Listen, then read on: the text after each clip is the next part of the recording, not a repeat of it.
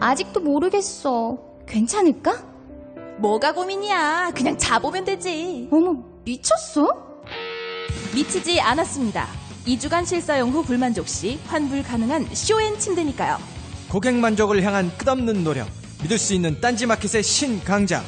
침대에 대한 고민은 쇼앤침대에 맡기시고 여러분은 꿀잠만 누리세요. 이젠 고민하지 마세요. 누워본 몸에게 물어보세요. 편안함을 파는 사람들 쇼앤침대, 딴지마켓에 있습니다. 주권자로서의 책임을 다합시다. 옛날에는 왕이 똑똑해야 나라가 편했습니다. 지금은 주권자가 똑똑해야 나라가 편하지 않겠습니까? 추종하는 시민에서 참여하는 시민으로 스스로의 위상을 바꿉시다. 시간의 벽을 넘어 광장이 시민들에게 전하는 노무현 대통령의 이야기, 대통령의 말하기, 위시다마우스. 엄마, 나 가게 안 하고 싶은데. 너 가게 해봤니? 너 음식 만들어봤니? 인테리어는? 집기는? 일할 사람은? 운영은? 가게 자리는? 세금은? 너 돈이 있니? 나는 요술램프 몬스터 셰프다. 네가 원하는 모든 것을 들어주마. 맛집의 맛을 똑같이 만들어주실 수 있어요? 맛뿐만 아니라 돈과 청음의 모든 비법을 알려주겠노라. 야하! 이젠 걱정 고민 끝! 네이버 검색창에 몬스터 셰프라고 쳐주세요. 상담 문의 02-458-8838. 몬스터 셰프! 엄마! 가글 했는데 입에서 뭐가 나왔어! 그거 올리덴탈 체크 가글이라 그런겨. 지금 쓰고 있는 가글 사용 후 확인해 보셨나요? 무색소, 무알콜, 무계면 활성제의 올리덴탈 체크 가글은 쉽게 나온 입안의 이물질을 눈으로 확인할 수 있습니다. 딴지마켓에서 판매 중입니다.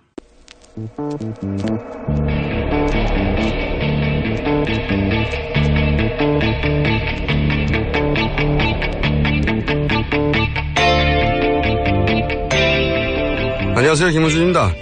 이철성 경찰청장은 어제 박근혜 대통령 오촌 살인 사건에 대해 의혹만 가지고 재수할 수 없다고 밝혔습니다. 언론인이 이 사건의 의혹을 제기한 것만 가지고 박근혜 대통령 쪽이 언론인을 고소고발한 걸 수사할 때는 아주 신속하게 하시더니 의혹은 없다도 아니고 의혹만 가지고는 안 된다. 의혹이 있으면 재수사가 맞죠. 증인이 필요하십니까? 그런 증인이 될 사람들이 이상한 이유로 죽거나 행방불명 됐다는 자체가 재수사의 이유가 아닌가요? 물증이 필요한가요? 그럼 의혹을 제기하는 언론에 수사권을 주시던지. 증인과 물증이 다 있으면 재수할 게 뭐 있습니까? 바로 기소하면 되지. 의혹이 있는데 재수사할 수 없다는 건 경찰의 존재 이유를 스스로 부정하는 겁니다. 김어준 생각이었습니다.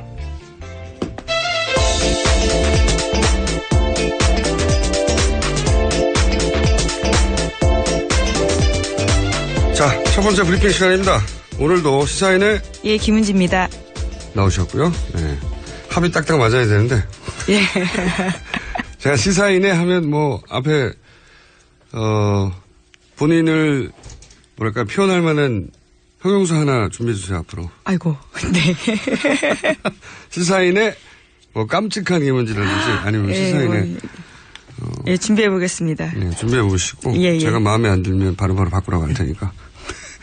자, 첫 번째 뉴스 전해 주십시오. 이완영, 이만희, 최교일 이 의원들이요, 이 정동춘 K스포츠 이사장을 만났다라는 보도인데요.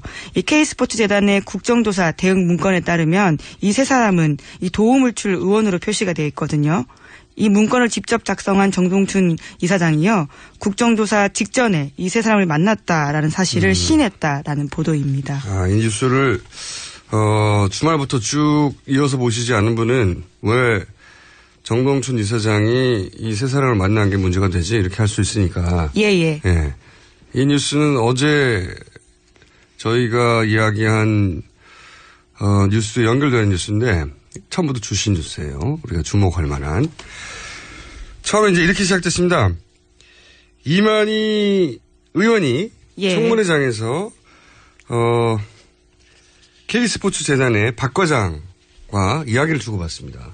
청문회에 나온 증인으로 나온 박 과장에게 무슨 얘기를 하냐면은 이 태블릿이 이 태블릿이라 하면 최순실 씨의 태블릿. 예. 그것이 고용태 씨의 것이고 그리고 사실상 훔친 게 아니냐 이런 요지의 대화 내용을 주고받아요. 예. 그런데 그 이틀 후에 어떤 보도가 나왔냐면 고용태 씨가 이 청문회 전에 이틀 전에 네, 이틀 전에 아마도 두 사람이 이런 내용으로 대화를 주고받아서 태블릿이 내 것인 양 뒤집어 씌울 것이다. 청문회장에서. 네, 그런 예언 인터뷰를 해둔 게 있습니다. 이거를 청문회 이틀 전에 해둬버린 거예요. 그리고 나서 이런 청문회에서 실제 그런 얘기가 나오자 언론 기사화를 한 거죠. 예, 맞습니다. 네, 예언을 해뒀다고. 예언을 할 수는 없잖아요. 그러니까 이 사람 고영태 씨가 이런 내용을 예언할 수 있었다는 이유는 뭐냐면 이들이 사전에 그렇게 모의를 했기 때문이다. 네, 여기까지 얘기가 됐고 그러자 그 질문을 했던 이만희 의원이 나는 이 박 과장을 만난 적도 없어. 그렇게 됐죠. 기자회견을 했습니다. 네, 그게 이제 어제까지 상황인데 어제 저희가 브리핑할 때 상황인데 그 이유 전개가 뭐냐면 이만희 의원이 박 과장을 만난 적은 없지만 이완영, 최규일 세 사람 다 박 과장의 상관인 정동춘 이사장을 만난 적은 있다. 이게 나온 겁니다. 박 과장을 만난 적은 없지만 박 과장의 지시를 할 수 있는 사람은 만났다 셌다. 이렇게 맞습니다. 뉴스가 나온 거죠. 네. 그리고 여기서 이제 전해준 내용 중에 이 이전의 뉴스하고 연결이 되는 게 이 정동춘 이사장이 작성한 문서에 보면 이완영, 이만희, 최규일 이 세 사람을 친박이라고 표시돼서 이 사람들이 도와줄 사람이라고 표시를 하고 있었던 거죠. 그렇죠. 파란색으로 이름을 표시해놓은 내부 문건이 나온 겁니다. 네. 그런데 이제 이게 상관관계가 있다는 게 드러난 거죠. 이 세 사람을 왜 이렇게 표시를 했냐. 물론 친박이라고 표시된 것도 있지만 이 세 사람을 따로 만난 거예요. 청문회 전에. 그런 게 이제 처음으로 인정이 된 거죠. 그 당사자 입에 통해서. 스스로 그것을 고백한 거니까요. 뭐 이거는. 그래서 이제 이게 사전에 어제도 얘기했지만 권력이 있는 쪽에서 숨기는 게 있다. 그걸 내부자가 반대편에 이야기하는 게 제보죠. 그렇죠. 네. 근데 이제 권력이 있고 숨길 게 있는 박근혜 대통령 최순실 쪽에서 그 내부자가 밝힐 게 있으면 야당으로 가야 되는데 그게 아니라 같은 편에 말하는 건 제보라고 하지 않아요. 네네. 그거는 아무리 잘 봐줘도 회의죠, 회의. 네, 회의. 그리고 그러니까 사전에 회의를 했다까지는 충분히 말할 수 있는 거고요.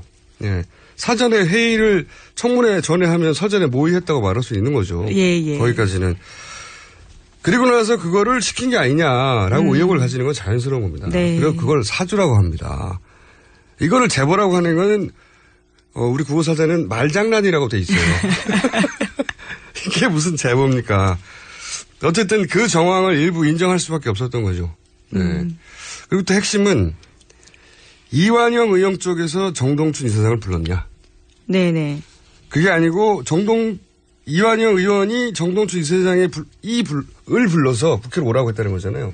그 정동춘 의원의 주장이죠. 근데 서로 말이 좀 엇갈리고 있습니다. 또 이완영 의원 같은 경우에는 또 정동춘이 왔다라는 이야기를 하기도 하고요. 정동춘 이사장이 뭐라고 국회의원 3명을 불러가지고 뭐이라고 합니까?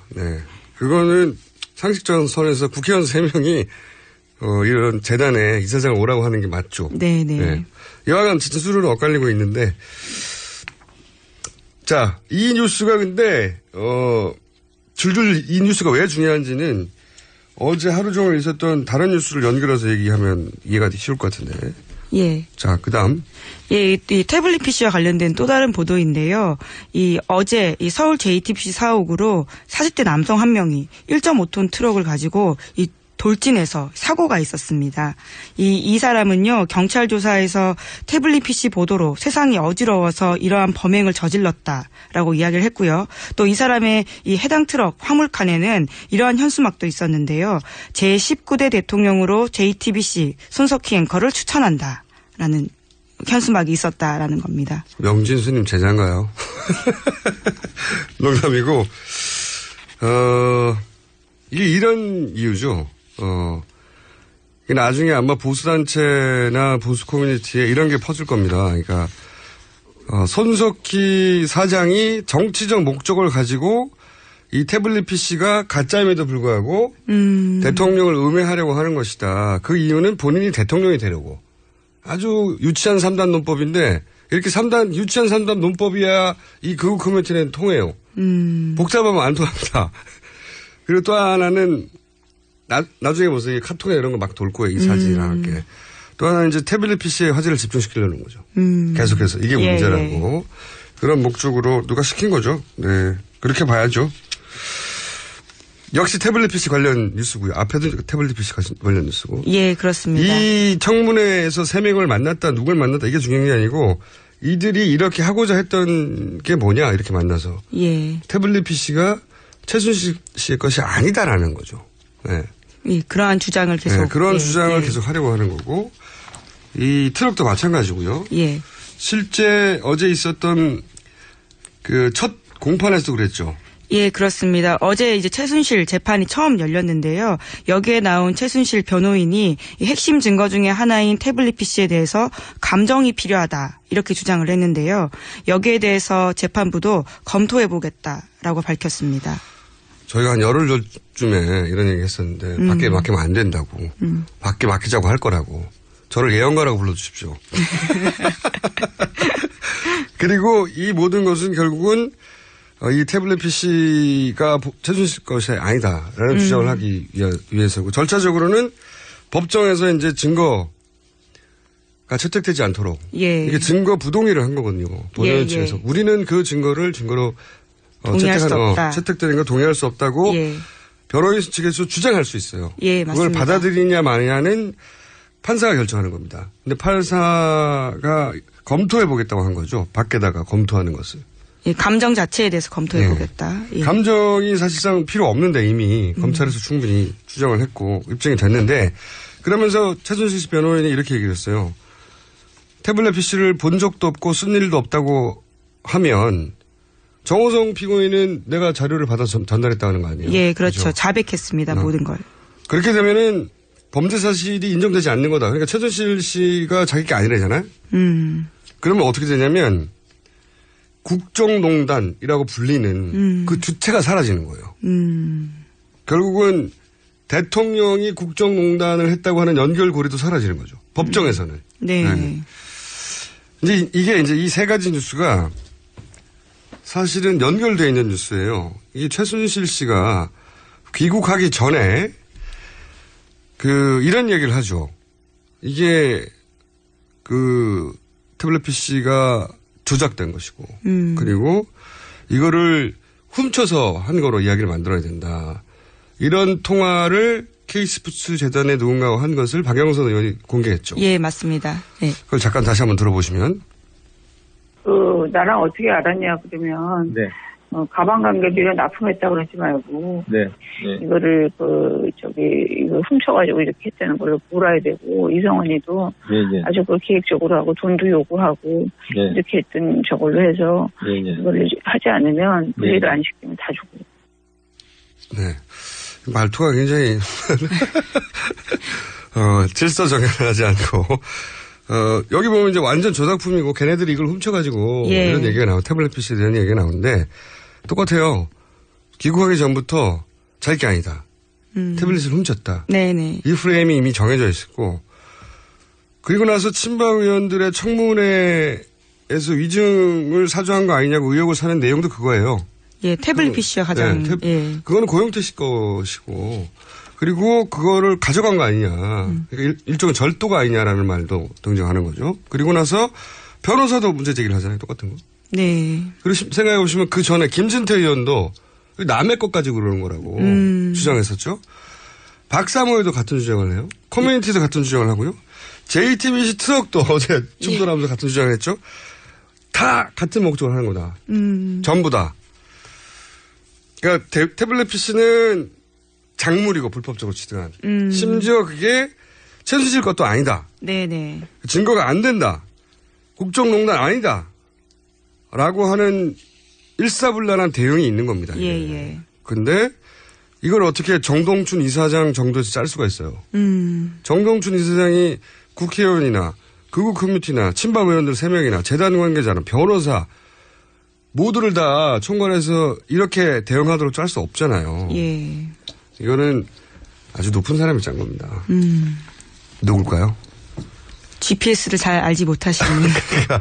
나이대가 높은, 하지만 법에 대해서는 아주 잘하는. 그 정도 돼야지 이런 대응을 총괄해서 짜는 거죠. 이제 그런 대응들이 이제 막 드러나고 있는 게 오늘의 첫 번째 주시 뉴스 핵심입니다. 일사불란하다. 예. 이거 법원에서 외부에서 검증을 맡기자 하고 태블릿을 맡기면 안 된다고 저는 봅니다. 결과가 바뀔 걸 아니까 주장하는 거겠죠. 다음 뉴스를 주십시오. 주시 뉴스가 길었는데 내내 이 뉴스가 나올 거예요. 예. 근데 이런 정황을 이해하고 보시면 그 뉴스가 다 해석이 된다는 거죠. 이게 그중에 몇 명이 3명의 의원이 등장했네 안 했네 누가 무슨 말 했네 뉴스가 복잡하잖아요. 예. 목적은 하나예요. 다 태블릿 PC가 최순실 것이 아니다라고 막 말하려고 하는 것에 딸린 부가 뉴스들 뿐입니다. 네. 아 그거구나 하고 넘어가시면 돼요. 다음부터. 다음 뉴스는요? 예, 이 박영수 특검팀이 최순실 씨 거주지에서 수첩을 하나 확보했다라는 기사인데요. 이 수첩에는 최순실 씨 필적으로 정관주란 이름이 적혀 있다라고 하는 겁니다. 그런데 이 정관주라는 사람은요, 이 수첩이 있을 당시에는 청와대 비서관이었는데 이후에 올해 2월에 문체부 차관으로 내정되어서 인사 개입한 정황 아니냐라는 이야기가 나오고 있습니다. 그렇죠. 결국은 이제 인사도 개입한 게 아니냐. 왜냐하면 최순실 씨가 뭐라고 이 차관 이게 말하자면 차관 내정자 이름이 있었다는 거잖아요. 예, 맞습니다. 근데 실제 그 사람들이 차관이 됐다는 거 아닙니까? 예. 네. 근데 그게 최순실 씨 자필 수첩에서 나왔다는 거 아니에요? 예, 집에 있었고 자필로 보이는 그 수첩입니다. 이것도 정황 증거의 하나로 채택이 되겠네요. 네. 자, 다음 뉴스는요? 예, 이 한겨레 단독 보도인데요. 우병우 전 수석에 관련된 이야기입니다. 이 세월호 수사팀에다가 당시에 해경 상황실 서버를 수색하지 말라라는 압력을 넣었다라는 건데요. 우 전 수석이 민정비서관이던 2014년 6월에 이 검찰이 세월호 사건을 수사하자 이 광주지검 수사팀에 직접 전화를 걸어서 외압을 행사했다라는 건데요. 그 워딩을 보시면 이 상황실 서버에는 청와대와 해경 사이에 통화 내역 등 민감한 부분이 보관돼 있는데 거길 꼭 압수수색 하려는 이유가 뭐냐라면서 압수수색 대상에서 제외할 것을 강력히 종용했다라는 보도입니다. 이게 참 이해할 수 없는 뉴스예요. 이제 사고가 났습니다. 예. 나중에 대통령이 해경을 뭐 해체한다느니 그랬고. 예. 실제 직책을 바꿨죠. 그러니까 해경 해체라는 말도 말장난이죠. 해경은 그대로 있어요. 네, 직책을 국민안전처에 지금. 네. 그런데 사고가 났고 원인에 대해서 다들 궁금해하는데 그 해경 상황실 서버는 당연히 압수수색해야 하잖아요. 예, 그렇죠. 당연히. 그런데 왜 청와대에서 민정에 있는 사람이 이걸 못하게 합니까? 네. 당연히 해야 할 것을. 그리고 일선에서는 당시 광주지검입니까? 예, 맞습니다. 너무나 상식적으로 당시 해경이 무슨 통화를 했는지 서버에 어떤 상황 보고가 있었는지를 파악해 봐야 네. 당시 해경의 대처를 따질 수가 있잖아요. 근데 왜 이걸 청와대에서 못하게 하냐고요. 청와대는 세월호의 진실이 밝혀지길 원치 않았던 거예요. 그 이유는 모르겠어요. 그렇지 않고서는 이해 안 가는 짓이 아닙니까? 예, 맞습니다. 예. 예, 좋은 답변이었고요. 예. 아니, 저는 이런 뉴스가 간간히 나오잖아요. 세월호 관련한 수사에 청와대에서 방해를 하거나 못하게 하거나 예. 이런 뉴스가 이제 간간히 나오기 시작하는데 이게 정말 이해가 안 가요. 세월호 관련해서 왜 어떤 과정을 통해 침몰했냐? 당연히 해경 상황실에서 세월호 쪽과 주고받은 통화나 네. 상황 보고를 파악해 봐야 되는데 그걸 못하게 하는 이유가 뭡니까 이게? 이거는 상식선에서 진실이 밝혀지기를 원치 않는 거죠. 네. 당연히. 그리고 그 해경들 범죄에 대해서 적용하지 말라고 그러고. 그 조대한 민정수석도 세월호 특조 예. 부위원장으로 했을 때 공무원들 수사하지 말라고. 예, 조사 대상은 오히려 유가족이다라는 이야기가 이게 말이 돼요? 예. 유가족이 무슨 죄가 있다고 유가족을 조사합니까? 예. 세월호 관련해서. 아이들 죽은 거 말도 억울한데 특조위의 부위원장이라고 하는 사람이 유가족을 조사하라고 공무원 조사하지 말고 일관되게 청와대에서는 이 세월호 침몰과 관련한 그 진실과 관련한 조사는 방해했어요. 직접적으로. 나 이해가 안 갑니다. 그래서 계속해서 사람들이 묻고 있는 거죠. 7시간 동안 뭐 했냐부터 시작해서. 아, 정말 화나요. 이런 뉴스가 나오면. 가만히 도와주진 못할 망정 혹은 가만히나 있지 이걸 못하게 했다는 거 아니에요. 그렇죠. 우병우 민정수석은 이 건 하나만 하더라도 법적 책임을 져야 된다고 봅니다. 예. 화가 나요. 이런 뉴스는. 다음 뉴스 짧게 전해주십시오. 시간 제가 다 썼네요. 예, 짧게 전하겠습니다. 제목만. 예, 대통령이 여명숙을 해임하라고 지시했다라는 녹취 파일이 공개됐다고 SBS가 보도했는데요. 이 김종덕 장관이 지난번 청문회에 나와서는 이런 사실 없다라고 이야기했거든요. 네. 그런데 이제 그것이 움직일 수 없는 증거로서 음성 파일이 나온 거죠. 대통령이 지시했다는 통화 파일을 공개해버린 거군요. 예, 두 사람이 나눈 대화를요. 김종덕 장관과 여명숙 문화창조융합본부장 사이에 나눈 대화를 공개한 겁니다. 그러니까 청문회에서 김종덕 장관은 대통령과 그런 통화한 적 없다. 예, 해임 지시한 적 없다라는 이야기를 하니까. 여명숙 당시 문화창조융합본부장하고 대화를 나눌 때는 통화했다. 대통령이 전화해서 말하더라. 이런 녹취가 있다는 거죠. 예, 그렇습니다. 청문회에서 거짓말하는 게 딱 드러난 거네요. 예. 뭐 청문회에서 거짓말 안 하는 사람이 거의 없으니까. 근데 이제 이게 녹취록으로 드러나는 거는 이게 드문 일인데, 녹취록으로 거짓말 했네 하고 공개해버린 거죠. 예. 이 여명숙 본부장. 이분 대단한 분이에요. 예. 이분이 청문회에서 얘기하는 걸 들어보면 이분한테 잘못하면 큰일 나겠다 싶어요. 정확하게 기억하고 녹취록 좀 이따 튀어나오잖아요. 예, 굉장히 조목조목 말씀을 하셔서 주목받으셨었죠. 저희가 한번 인터뷰 시도해볼 생각입니다. 하나 정도 더 할 수 있을 것 같아요. 네.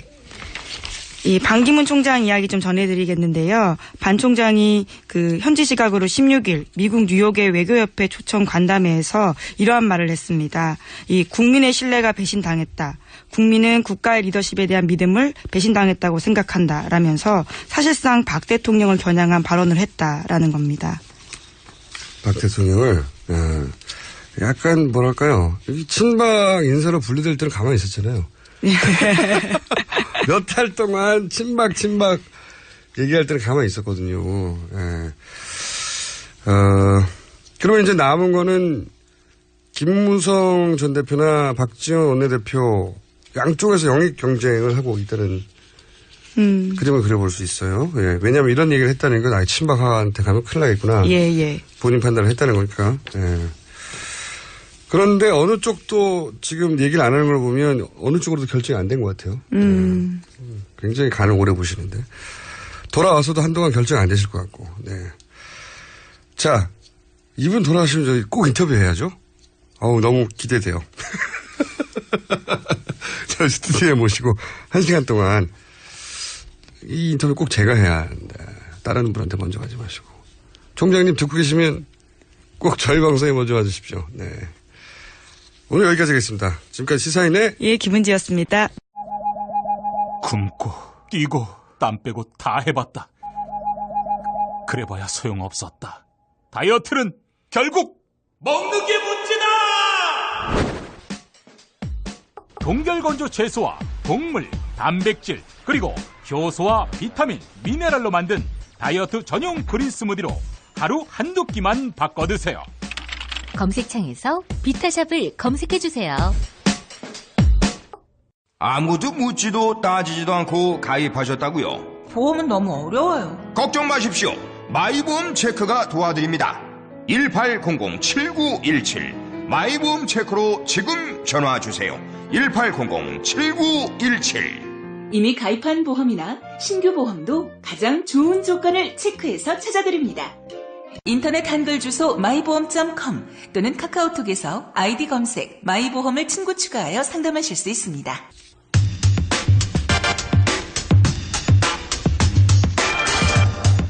뉴스공장 첫 번째 인터뷰입니다. 박근혜 대통령이 직무정지 직전에 마지막 인사로 조대환 민정수석을 임명했습니다. 조대한 민정수석은 세월호 특조위 부위원장 시절에 특조위를 세금 도둑이라고 하고 유가족을 수사해야 한다라고 했던 분인데 이 조 민정수석이 법조 비리에 연루됐다 하는 녹취가 입수돼서 공개됐습니다. 이 파일을 입수한 민주당 송영길 의원 전화 연결해보겠습니다. 안녕하세요, 의원님. 네, 안녕하십니까. 네. 요즘 굉장히 바쁘시던데 여러 가지 활동으로. 지금 방금 이야기한 건 먼저 짚어보자면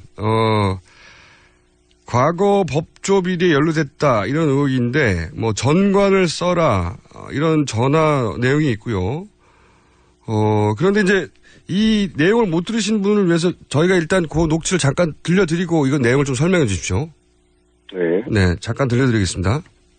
형사사건을 이른바 전관 그쪽에 좀 강력하게 영향을 미칠 수 있는 이 정관을 한 명을 선임을 해야 되겠다. 예, 좋습니다. 예, 이렇게 하지 않으면 이거 나중에 민사까지 영향을 미친다. 요 상황 설명을 좀 해주십시오. 네, 조대환 민정수석이 변호사 시절에 민사 사건을 선임을 했는데 선임하지 않는 형사 사건에 대해서 그 의뢰인에게 이렇게 전관 출신 변호사를 선임해라고 이렇게 이야기해주는 장면입니다. 뭔가 이 형사 사건에 영향을 미치기 위해서 전관 출신 변호사를 선임하게 하고 우리는 또 검사장을 통해서 압력을 넣는 그런 정황들이 나타나 있습니다. 이 통화 내용이 이제 굉장히 긴데 지금 말씀하시는 것과 연결되는 또 녹취가 또 있어요. 그 부분을 또 한번 듣고 얘기를 쭉 이어가도록 하겠습니다. 그렇지만 고소인의 그런 행태는 잘못된 건 아니에요. 그거는 검사 하시다가 옷을 벗으시는 변호사 하시잖아요. 변호사님한테 한번 여쭤보세요. 그래서 올바른 수사검사보다 결재량이 높은 사람들한테 외압을 넣어가지고 수사검사한테 외압을 넣어가지고 수사검사가 법과 양심에 따라 판단을 하려고 하는 수사검사를 하여금 결정을 바꾸게 하려고 하는 불순한 의도가 있는 것처럼 보입니다. 자, 이게 굉장히 누군가가 화가 나가지고 이렇게 하면 어떻게 하냐고 지금 항의하는 내용인데, 그러니까 간단 요약하면은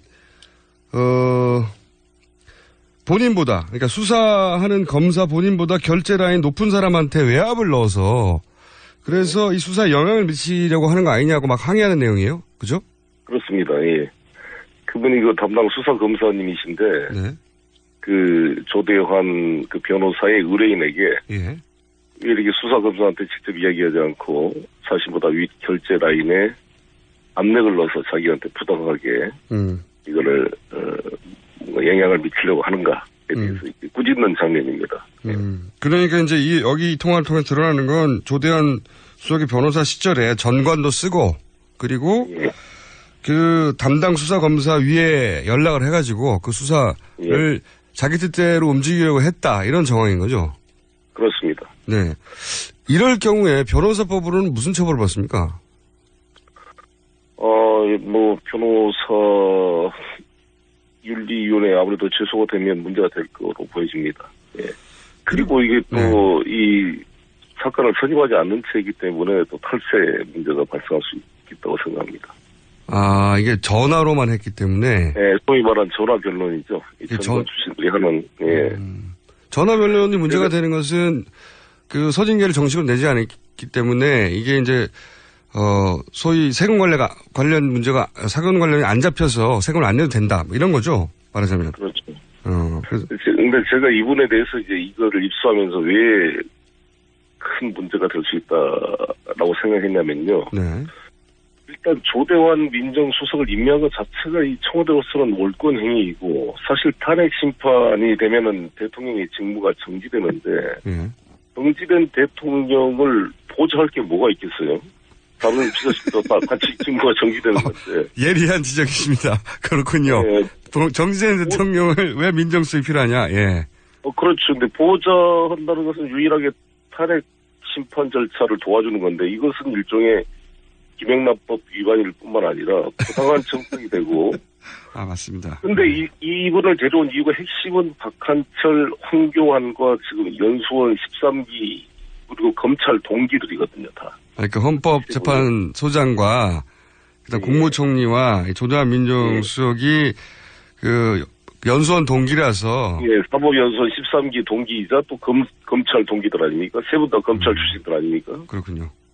그러니 이렇게 전화 변론을 이렇게 하고 전관을 쓸 이런 행태로 비춰봤을 때 당연히 헌법재판소에 같은 동기인 소장과 같은 동기인 국무총리와 상호간에 어떤 대통령의 탄핵 소추를 어떻게 편법을 통해 막아보려는 시도가 있을지 않을까라는 당연히 의심을 할 수 있는 거 아니겠어요? 평상시에도 이렇게 했던 사람인데 네. 마지막 순간에 보수할 내용도 없으면서 이 조대환 민정수석을 들인 이유는 탄핵 혹은 특검에 이 본인들의 동기가 헌법재판소장과 총리로 있기 때문에 공조해서 대응하려고 임명한 것이다. 이런 말씀이시네요. 당연히 그렇게 의심이 가는 거고, 이거 과연 월급을 줘야 되는지 국민 세금으로 무슨 또 나중에 물어봐야 되겠어요. 우리 조대환 민정수석은 무슨 업무를 했는지 월급을 받고. 이 사안으로 변호사법 위반으로 고발할 수는 없습니까? 녹취도 있는데. 그런 것도 검토를 해보겠습니다. 예. 왜냐하면 저쪽에서는 조금만 문제가 되면 다 고소고발해가지고 아주 괴롭히거든요. 사람을. 제가 많이 당해봐서 아는데. 그래서 이런 거 나오면 왜 가만히 놔두는지 궁금해요, 저는. 이게 듣고 보니 큰 문제네요. 이런 전력에 있는 분인데, 이 시점에 뭐 민정수석 할 게 있다고 직무정지인데, 보조할 게 없는데, 들어간 이유는 동기들과 함께 탄핵 특검을 영향을 주려는 거 아니겠냐. 이게 합리적 의심이다. 알겠습니다. 그렇습니다. 그 부분은 그렇고요. 저희가 요즘 활동이 많으셔가지고 저희가 연결됐는데 또 한 가지 요 얘기 넘어가기 전에 제가 갑자기 생각난 건데 그 화장실 문제를 제기하셔가지고 갑자기 크게 화제가 돼서 제보자가 막 쏟아지고 군부대에서도 뭐 그랬다고 하기도 하고 최근에는 또 이제 핵 안보 정상회의에서 단체 사진에 박근혜 대통령이 빠졌어요. 그래서 이 사람들이 왜 여기 사진에 빠졌냐 했더니 그때 회의장에 있는 화장실을 안 쓰고 숙소 화장실까지 가느라고 사진을 못 찍었다. 뭐 이런 얘기도 나오고 화장실과 관련된 일화들 마구 쏟아져 나옵니다. 근데 이제 그 첫 출발을 의원님이 하신 거예요. 근데 그 제가 연결된 김에 잠깐 여쭤보자면 그 화장실을 언제 와서 뜯어간 겁니까? 갑자기? 며칠 전에? 2013년도였는데요. 그때 이제 그 국정 설명회를 하시는 중에 오전에 국정 설명회 마치고 식사 후에 잠깐 쉴 공간이 필요하다 그래서 잠깐 쉴 공간?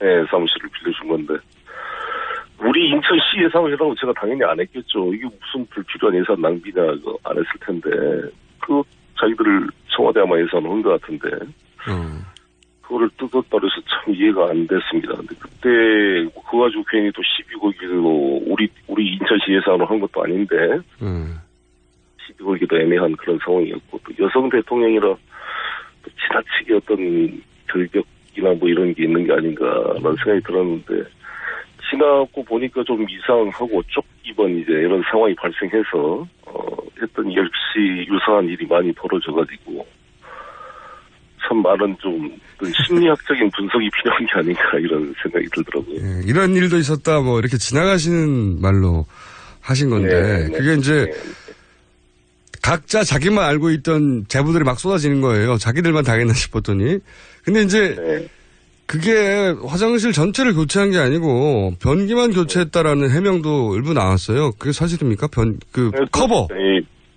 커버. 아니, 변기를 아예 뜯어갔습니다. 뜯어서 교체를 했고. 그러니까. 전신 경대 거울을 갖다 놨더라고요. 갖다 놓고 침대 위에 이불도 바꾸고. 그래서 저는 이제 이거 끝나고 나서 다시 뜯어갈까 걱정했는데 다시 안 뜯어가서 제가 쓰긴 썼습니다. 이게 변기 커버만 교체했다고 해명이 나왔거든요. 근데 그 해명은 사실이 아니군요. 맞습니다. 예. 대통령이 하사하신 변기를 쭉 쓰셨고 혹시 고급 브랜드였나요? 브랜드가? 모르겠습니다. 크게 개의치 않으셨군요. 네. 아니, 근데 변기는 그렇다 치고, 그 왜 매트리스의 커버를 교체했다고요? 그 위에 이제 까는 약간 얇은 이불 같은 거 있잖아요. 그걸 교체를 했죠. 예. 아, 대통령의 몸이 닿을 수 있는 곳은 다 바꾸는 거군요. 네네. 네. 잘 쓰셨으면 됐죠, 뭐. 네. 아, 뜯어가지는 않구나. 알겠고요.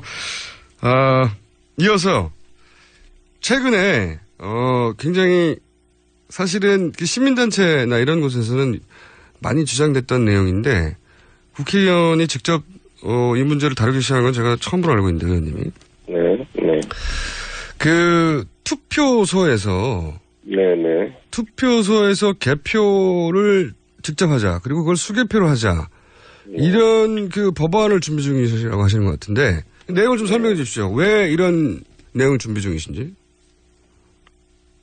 보통 이제 우리나라는 약 13,000개 정도의 각 투표소가 있는데 이 투표소를 250개 정도의 개표소로 다 투표함을 이동한 다음에 또 이제 개표를 하게 됩니다. 그러다 보니까 투표수가 많아져서 전자투표 분류기를 사용하게 되는데 이 전자투표 분류기 사용 과정에서 여러 가지 논란이 있었고 또 이것이 이제 개표 상황표를 그 선관위원장이 발표하기 전에 대통령 선거 개표 과정에서 언론에 먼저 보도되는 그런 현상들이 이제 나타나다 보니까 여러 가지 공정성이 문제가 되어서 쭉 제가 그때는 국회의원이 아니었습니다. 지난번 대선 때는 시장으로 있으면서 볼 때도 상당히 좀 답답하고 확인하고 싶은 마음이 있었는데 국회에 와서 쭉 이걸 점검을 해보려고 합니다. 그래서 제가 지금 시민단체 쪽 이야기도 들어보고 별도로 선관위 관계자들의 이야기를 또 별도로 제가 소집을 해서 쭉 확인을 해보려고 합니다. 제기되는 의문에 대해서 답변을 들어보고 그게 합리적으로 의심이 해소되지 않으면 이 법에 대한 개정안을 준비를 해보려고 합니다. 시민단체 쪽에서는 오랫동안 그런 얘기가 있었죠. 그러니까 뭐 10,000개 이상의 투표소가 전국에 있는데 개표를 하려면 거기서 이제 투표함을 한 전국에 250여 개 개표소로 표를 이제 세는 쪽으로 집중해서 모으죠. 근데 그 숫자가 많다 보니까 빨리 하느라고 이제 기계를 동원하죠. 투표지 분류기라고 하는 기계를 동원하고. 그게 이제 엄청나게 많은 양이 한꺼번에 오다 보니까 이제 사람이 그 기계가 분류한 것을 정확하게 오류가 있는지 없는지 검증할 방법이 없다. 시간이 밀려서. 뭐 이런 얘기가 있고. 이 과정이 굉장히 복잡하고 그러다 보니 그 과정 중에 오류가 있거나 문제가 있을 수 있는데 왜 이렇게 하느냐. 그냥 투표하는 곳에서 대략 한 투표소에서는 뭐 한 3,000여 표밖에 안 되니까 투표하는 곳에서 바로 개표를 해버리자. 이런 얘기죠. 요약하면. 네, 그렇습니다. 예. 이 해외에서는 이렇게 하는 곳이 많다고 제가 알고 있는데. 네, 많은 사례가 있더라고요. 어느 다른 나라 보니까. 사실 한 2,000~3,000 표 정도 되면 옆에 투표 청원인들 보는 자리에서 육안으로 다 손으로 세어가지고 하게 되면 큰 논란이 없을 것 같은데 문제는 13,000개 되는 각 분야에 관리하는 인력과 거기서 이제 약간 미분류 애매한 이게 누구 편지 좀 선상에 찍힌 도장이라든 이런 경우를 분류해서 판정을 해줄 만한 권위 있는 이제 사람이 부장판사 출신의 선관위원장인데 이게 13,000개로 나눠줬을 때 과연 그런 걸 어떻게 처리할 것이냐 이런 여러 가지 기술적인 문제 검토가 필요하다 봅니다. 그렇겠군요. 그러니까 지금은 사실 그 투표함을 차 트럭에 실어서 이동을 시키는 거니까. 그 이동의 비용도 있고 이동하는 동안 시간도 걸리고 예산도 들고 그죠? 그리고 이송 과정에서 이제 그 의문을 제기하는 분들은 이송 과정에 문제가 있을 수 있지 않냐. 이제 과거 우리 그 선거 부정과 관련된 뭐 90년대 80년대 이런 사례를 보면 뭐 트럭이 이송되다가 뭐 문제가 있다 이런 문제제기 있었지 않습니까?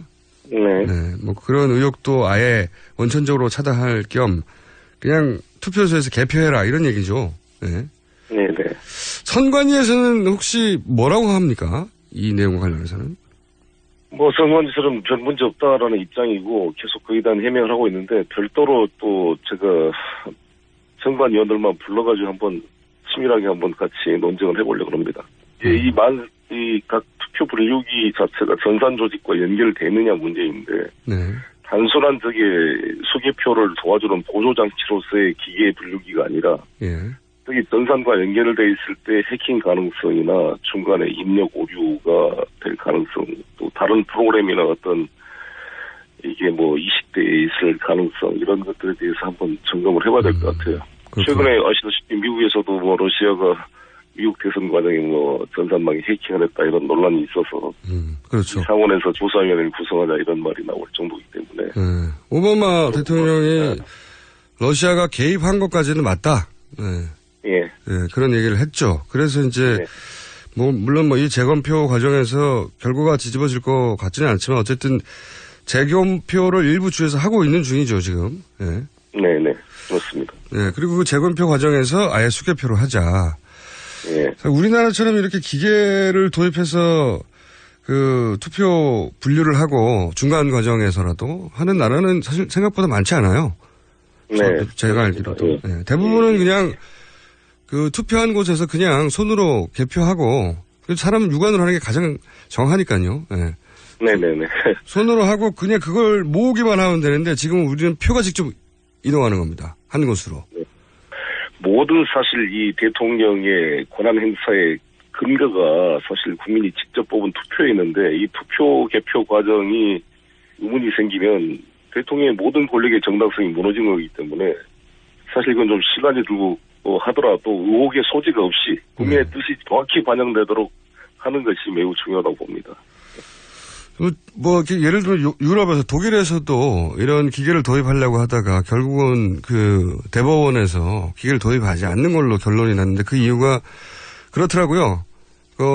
누구나 그러니까 기계를 도입하면 뭐 기계가 오류가 있네 없네 설명해야 되는데 그 독일에서는 누구나 아무나 전문가의 설명 없이도 투표와 개표 과정은 이해할 수 있어야 한다. 그러니까 기계를 도입하면 안 된다. 이렇게 단순하게 결론을 냈더라고요. 그게 맞지 않습니까? 역시? 근데 이제 걱정은 이 논의를 해서 지금은 조기 대선이 있을 가능성이 대단히 높은데 그 전까지 이게 법안이 발의돼서 적용이 될까요? 대선 결정이 되면 일단 빨리 될 수 있을 것입니다. 어차피 이 룰이라는 것은 여야가 합의해야 되는 거기 때문에 이번 대선에서 사실 여당이 이긴다는 자신이 없지 않겠어요? 우리가 동의하면 사실 새누리당 쪽에서는 굳이 반대할 이유가 없지 않을까 이렇게 생각하는데. 반대하면 이상한 거라고 봐야 됩니까? 사실 이 개표에 대한 이야기는 오랫동안 있어 왔는데 의원님이 처음으로 이제 이런 주장을 하시는 시민단체들을 모아서 얘기를 듣고 선관위 얘기도 듣고 물론 반론도 듣고 비용도 따져보실 것 같고 뭐 만약에 필요하다 싶으면 법안을 직접 발의하실 계획이십니까? 그렇습니다. 약속 이야기를 다 들어보고 또 이에 대해서 또 문제 없다는 주장도 있기 때문에 제가 어느 한쪽에 미리 선입견을 갖지 않고 충분히 쭉 봐서 합리적 의심이 없도록 이거를 한번 정리를 해볼 생각입니다. 알겠습니다. 이 문제는 좀 더 진행하시면 저희가 다시 한번 연결을 하기로 했고요. 네네. 팽목항에 어제 또 다녀오셨다는 뉴스를 좀 봤습니다. 다녀왔습니다. 여러 가지 이슈 한꺼번에 다 여쭤볼게요. 팽목항에는 또 왜 다녀오셨습니까? 저희 더불어민주당 세월호 특조위가 있습니다. 특별위원회 전해철 위원장과 박주민 간사가 있는데 같이 한 7명 의원들이 한번 현장 인양 작업 현황을 좀 체크를 해보자. 인양을 일부러 늦추는 거냐 뭐 수많은 의혹이 있으니까 직접 현장을 좀 보자 그래서 갔는데 아침 다행히 파도 이런 게 다 맞아가지고 이 현장에 도착할 수가 있었습니다. 그랬더니 가서 보셨어요? 일단 그 미수습자 9분 가족을 만났고요. 이분들은 정말 너무 가슴이 아프고 그 절절한 마음을 좀 느끼는 좋은 계기가 됐고요. 그 인양 업체가 아시다시피 지금 우리 상하이 셀비즈라는 중국 회사한테 지금 한 10억 정도에 아마 입찰이 돼서 지금 진행 중인데 상당히 잘 진행되고 있더라고요. 또 저희가 갔을 때 바로 그 전날 이 강철 빔을 밑에 넣는 게 성공을 해가지고 총 지금 28개가 들어가 있는데 5개만 이제 선 두 쪽에 넣으면 거의 완성이 돼서 75% 정도 공정이 진행됐습니다. 그래서 내년 4월경 정도 날씨가 좋을 때 그때 인양을 할 계기라 그러는데 상당히 열심히 하고 있는 것을 확인할 수가 있었습니다. 의원님들이 가셔서 열심히 하신 거 아닙니까? 열심히 하는 거 아닙니까, 갑자기? 그래서 이게 이제 중국계 회사이기 때문에 사실 중국계 회사를 현 정부가 일부러 뭐 정치적 이유로 이렇게 통제할 가능성은 상당히 약하지 않을까 생각이 들었고요. 네, 중국 회사 그 사장한테도 얘기했는데 이것을 성공적으로 인양하는 것이 최근에 사드 배치 문제로 한중 관계가 좀 약간 껄끄러운데 우리 한국 국민들이 중국 회사에 대한 신뢰를 높이는데 한중 관계 신뢰 회복에 상당히 기여할 것이다. 100% 동의한다. 자기도 딸이 있는데 아무튼 자기 자식처럼 이 미소자 수습과 이 세월호 인양에 최선을 다하겠다. 이런 답변을 해서 상당히 그래도 좀 저도 가기 전에 생각했던 거에 비해서 좀 신뢰가 갔습니다. 알겠습니다. 영국계 회사 TMC 회사가 이제 감리를 하고 있는데 네. 그 TMC 회사 관계자 이야기도 들어보고 제가 별도로 그 두 분의 명함과 그 외신 그 아이디까지 받아와서 내가 지속적으로 질문을 하고 내가 점검하기로 이렇게 약속을 하고 왔습니다. 알겠습니다. 첫 인상은 나쁘지 않았다. 근데 그게 혹시 PT를 잘해서 그런 거 아니냐 하는 의혹에 대해서는 좀 더 시간을 두고 따져보기로 하고요. 예. 예. 오늘은 여기까지 하겠습니다. 오늘 말씀 감사합니다. 네, 감사합니다. 네, 지금까지 민주당 송영길 의원이었습니다.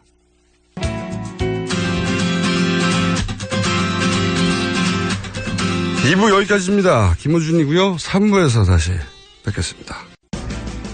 우리 동네에서 일어나고 있는 다양한 소식들을 전하고 모두가 마을을 활용할 수 있도록 도와드리겠습니다.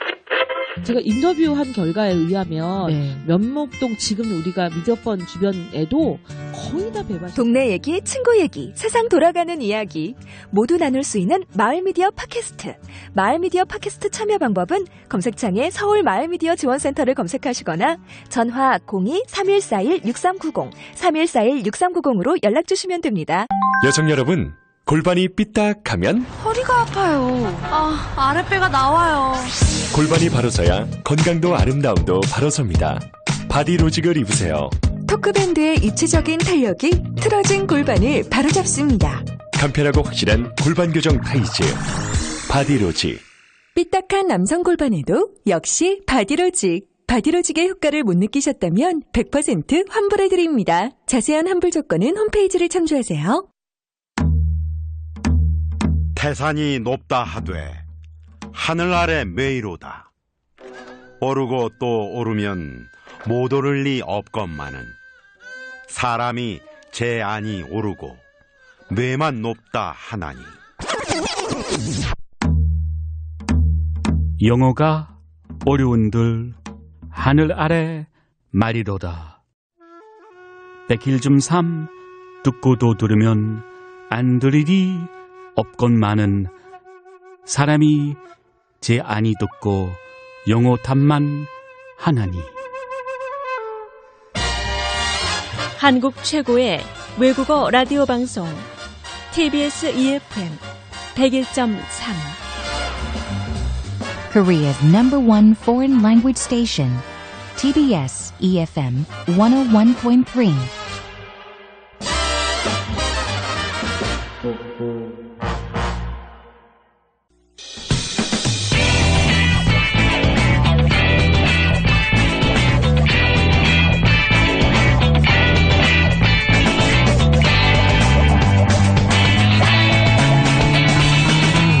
김어준의 뉴스 공장.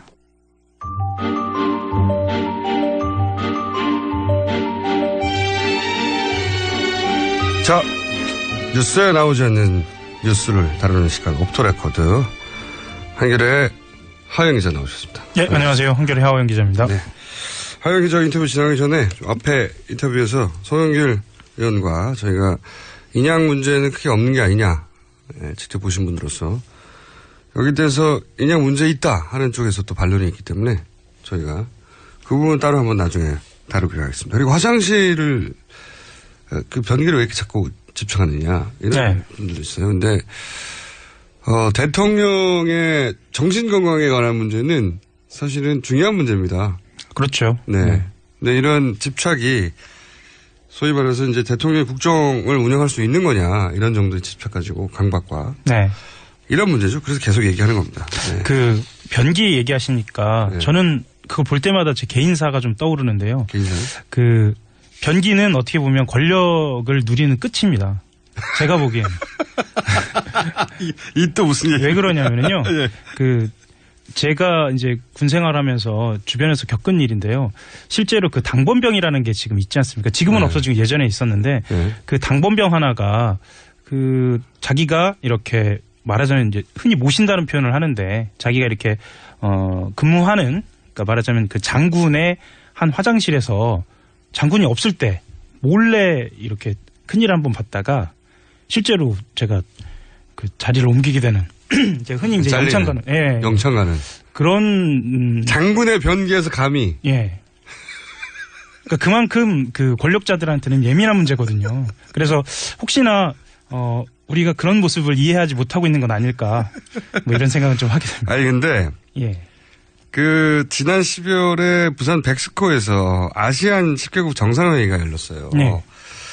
이제 정상들을 위한 각국의 대통령 그리고 그 부인을 위한 화장실을 별도 설치했습니다. 네. 별도로 이게 각 다른 나라의 대통령을 위한 화장실을 물론 깨끗하게 설치했겠죠. 그렇죠. 별도로. 네. 그런데 박근혜 대통령 화장실은 또 그 정상들 말고도 따로 하나 있었다고 하는. 이건 정도를 넘어서는 거죠. 권력이 끝이죠. 그래서 이거는 의사들한테 물어봐야 된다. 뭐 이런 얘기가 있습니다. 사실 다른 나라 정상들이 대통령 되기 전에 네. 그 거치는 검증은 굉장히 혹독하거든요. 그렇죠. 네, 정신건강에 대한 것도 다 거칩니다. 네. 우리는 그런 게 없죠. 근데 나중에 이제 이런 게 나오고 있고. 자, 오늘은 그 얘기가 아니고 저희가 오랜 시간 하영 기자하고는 이제 7시간 집중해서 얘기를 해왔어요. 네. 근데 새로운 좀 단서가 나왔어요. 이제 김영재 의원. 김영재 의원은 이 최순실 게이트 초기부터 계속 등장했던 인물이죠. 네. 비선 실세 의사다, 뭐 시술을 한다, 뭐 처음엔 청와대 방문한 적 없다고 하다가 네. 이분은 말이 계속 바뀌어요.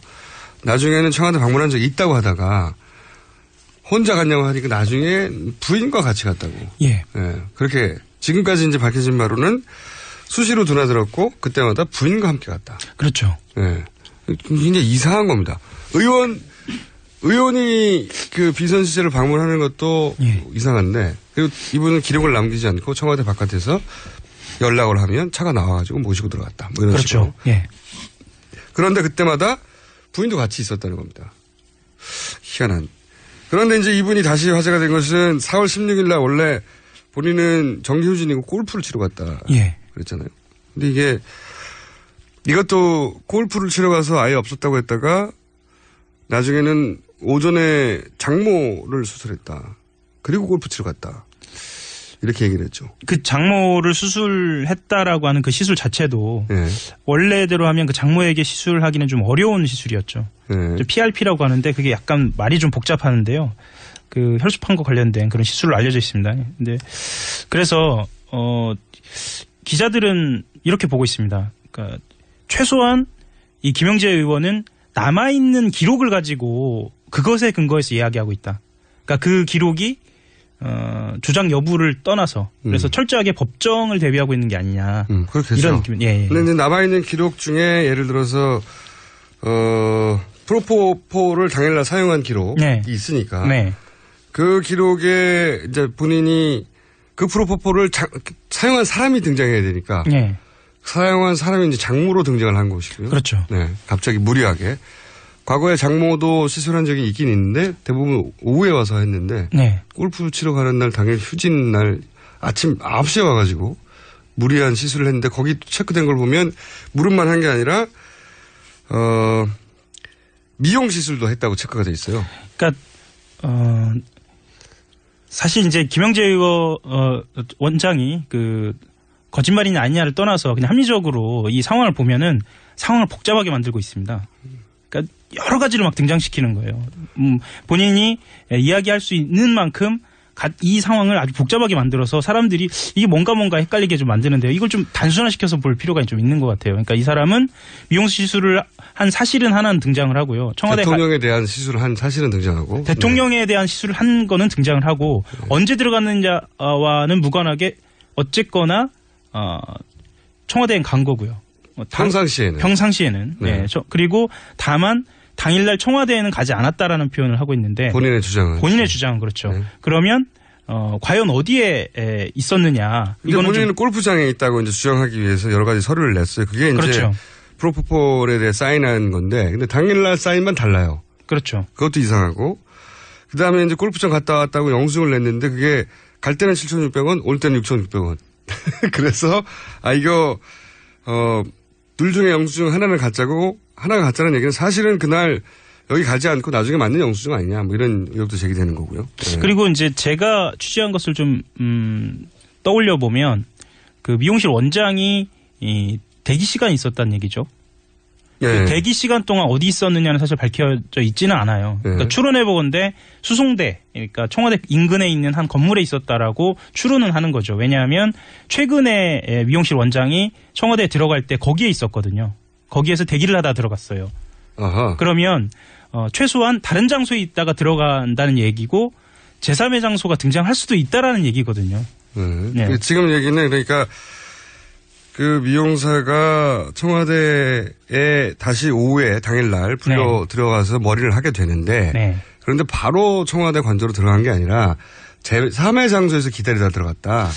그랬을 가능성이 아주 높은 거죠. 그리고 새로 나온 사실이네요. 그러니까 왜 그러냐면 청와대에서 공개한 것은 3시 22분인데 그것은 청와대의 기록이고. 그리고 3시 22분에 와서 20분 만에 머리를 해치웠다고 이제. 그렇죠. 예. 그런데 20분 만에는 안 된다고 이제 여러 방식의 기자들이 직접 머리도 해보고 미용사들도 얘기하고 본인이 했던 얘기도 20분이 아니었고. 그렇죠. 그러니까 머리숱이 적은 기자들은 한 40분 정도 걸리고요.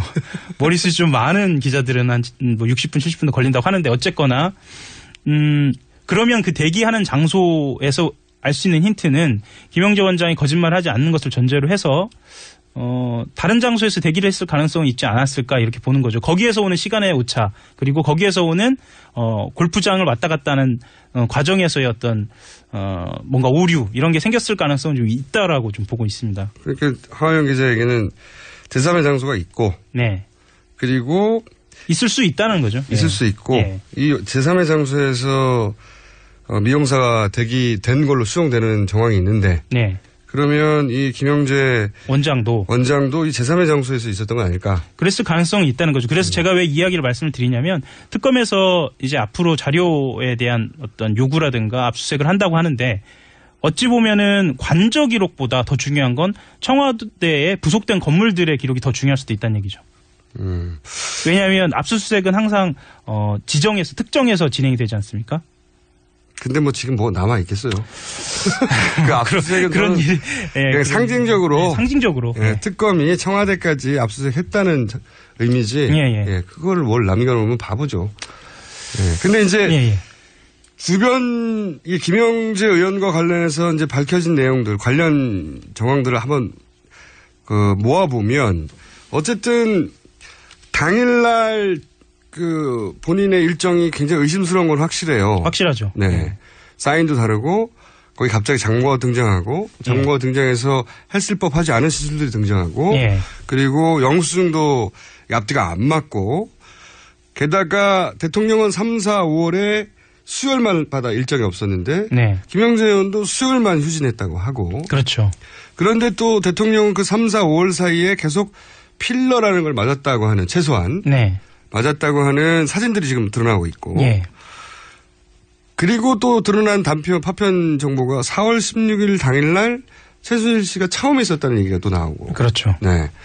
그래서 이제 제3의 장소가 혹 차원 아닌가라는 의혹도 하나 가능하고 그게 아닌 또 다른 청와대 인근의 어떤 제3의 장소가 아닌가 하는 의혹을 지금 하영 기자가 얘기한 거고. 뭐 의혹을 제기한다기보다요. 뭐 그냥 합리적 의심을 할 수 있지 않을까. 그게 그건가요? 뭐 그렇습니다.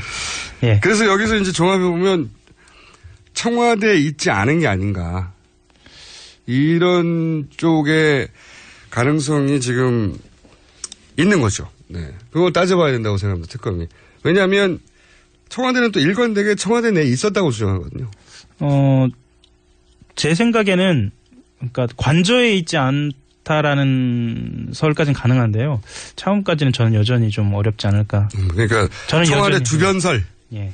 꼭 관저나 사전은 아니더라도 예. 주변에 있지 않았을까? 그러니까 김영재 원장의 말이 계속 바뀌면서, 그러니까 주변인들의 말이 계속 바뀌면서 헬기설을 부인하는 거죠 지금. 네. 그렇죠. 지금 한 달째 계속되고 있는. 예. 근데 저는 자 봅시다. 여러 가지 이유도 있지만 또 한 가지 추가해 보자면 수요일마다 예. 일정이 없어요. 네. 그리고 최순실 씨가 당일날 수요일날 처음에 있었어요. 네. 같이 있지 않았을까요?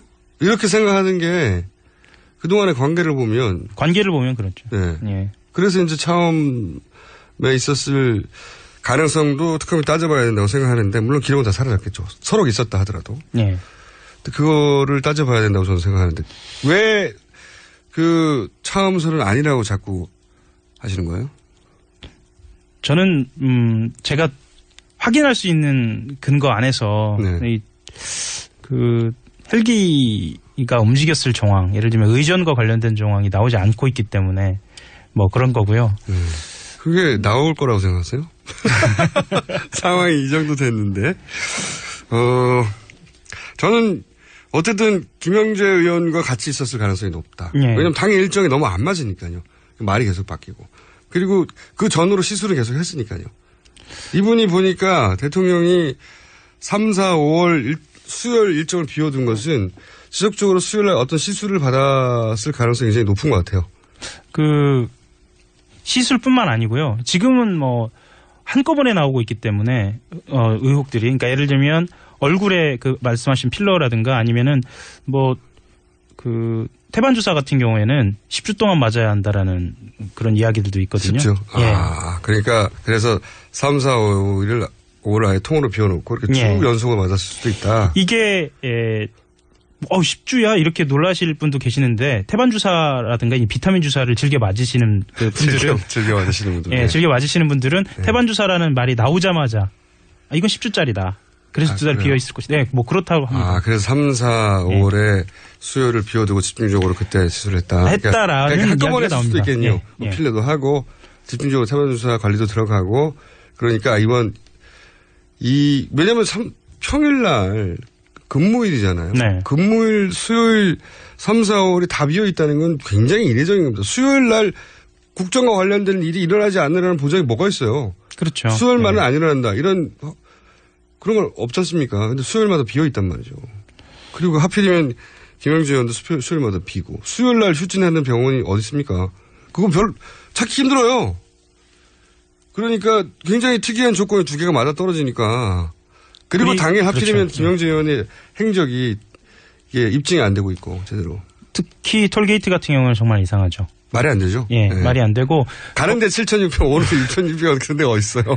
그리고 이제 김영재 원장과 관련돼서는 여러 가지 특혜들이 따라오고 있기 때문에 지나친 특혜. 예, 수요일 날 비워도 그러니까 김 원장이 수요일 날 진료를 하지 않아도 그만한 특혜들이 따라오지 않을까라고 이제 추론할 수 있는 거죠. 왜냐하면 김영재 의원 관련해서 이제 사람들이 너무 많은 등장인물들이 있다 보니까 그렇죠. 이름이 잘 안 외워져요. 근데 의사도 너무 많이 등장하고 이분은 가장 처음에 등장했던 분이에요. 그렇죠. 예.